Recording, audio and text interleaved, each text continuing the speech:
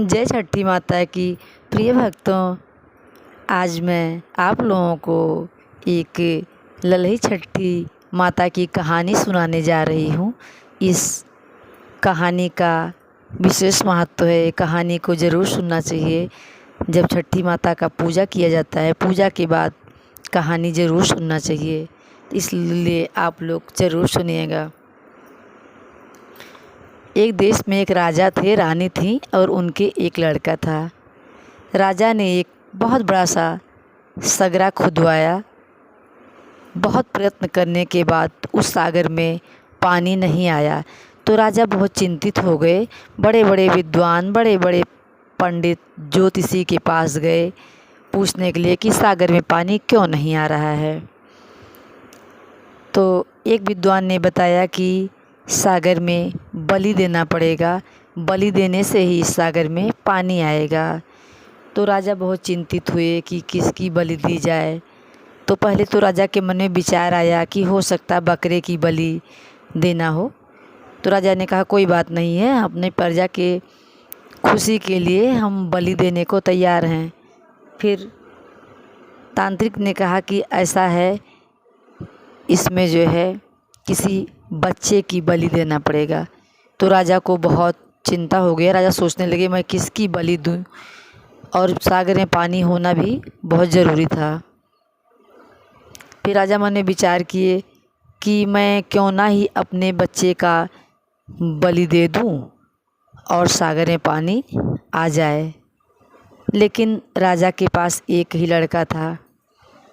लेकिन राजा काम क्या होता है कि प्रजा हमारा खुश रहे। प्रजा के लिए राजा ने अपने मन में ये सोच लिया कि मैं अपने बच्चे की बलि दे दूंगा। संयोग बस दूसरे ही दिन ललही छठी का दिन था। तो राजा को अपनी रानी से झूठ बोलना पड़ा। उन्होंने अपनी रानी से कहा कि ऐसा है, तुम अपने मायके चली जाओ और तुम्हारी माता की तबीयत खराब है। तो रानी ने कहा कि ऐसा है, आज छठी माता का दिन है, हमें छठी माता का पूजन करना है, मैं कैसे चली जाऊं, और मुझे आज जो है ऐसे ज़मीन में नहीं पग रखना है कि जहाँ पे जुताई खुदाई गुड़ाई की जाती है। तो राजा ने कहा कि ऐसा है, मैं डोली और कहार ले आता हूँ, उन्हीं के साथ भिजवा देता हूँ। फिर रानी के मन में अपनी माँ के लिए चिंता हुई कि मेरी माँ की तबीयत खराब है, पता नहीं कैसा वहाँ का हाल होगा, लाओ चले जाते हैं। फिर रानी तैयार हुई और डोली में बैठ के कहारों के साथ अपने मायके पहुँच गईं। जब वो अपने मायके पहुँचती हैं तो बाहर ही उनकी माताजी चारपाई पर बैठी हुई थी। उनकी माताजी ने देखा कि ये कौन आ गया सुबह सुबह, और आज तो छठी पूजा का दिन है, सब लोग अपने घर में पूजा करेंगे, हमारे पास कौन आ गया। और इधर रानी भी अपनी माँ को देख के हैरान रह गई कि ऐसा क्या है कि राजा ने हमसे झूठ क्यों बोला, मुझे अपने मायके आने के लिए मजबूर किया। जब रानी ने अपनी माँ से पूछा तो माँ ने कहा नहीं बेटा, मेरी तबीयत नहीं ख़राब है, तुम्हारे साथ कोई छल हुआ है, और जैसे तुम आई हो इसी पैर लौट जाओ अपने घर। तो रानी ने फिर अपने कहारों से कहा कि हमको ले चलो। फिर रानी डोली में बैठ गई और कहार लेकर आ रहे थे। तो रानी के मन में विचार आया कि चलो, जो सागर राजा ने खुदवाया है, चलो वो सागर हम देख लेते हैं।